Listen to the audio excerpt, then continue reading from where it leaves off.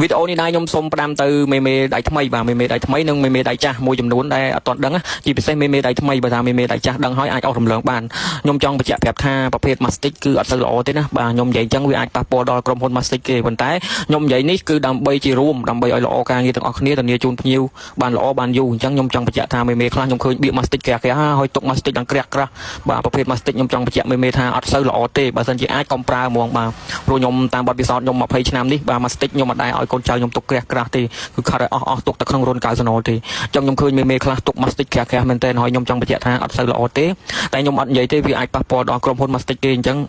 មេស្វែងយល់ដល់ខ្លួនឯងបើថានៅមានចម្ងល់ទៀតអាចឆាតមក Telegram ខ្ញុំបានពួកអីខ្ញុំឃើញ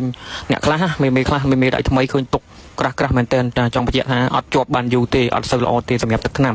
អញ្ចឹងការងារដែលធ្វើស្អាតគឺធ្វើខាត់បៀកលើកៅសណុលឲ្យស្អាតទំនាប់ហើយគឺអត់សូវប្រើ Mastic ច្រើនទេបាទប្រើតិចតួចបំផុតបើសិនជាអាចកុំប្រើតែម្ដងបាទជំនាន់មុនខ្ញុំធ្វើខ្ញុំមិនដែរប្រើទេតែជំនាន់ឥឡូវបាទទឹកដៃជាងនៅមានកម្រិតដល់ពេលអញ្ចឹងទៅគឺអត់អាចជា Mastic រួចទេប៉ុន្តែអាចទឹកដៃជាងខ្លាំងពីមុនគេអត់ដែរប្រើទេ Mastic បងប្អូនបាទអញ្ចឹងខ្ញុំវីដេអូនេះដែរខ្ញុំផ្ដាំទៅជាងដៃថ្មីបើថាចង់ធានាឲ្យភ្ញៀវបានយូរកុំព្យាយាមកុំប្រើតែម្ដងគឺល្អ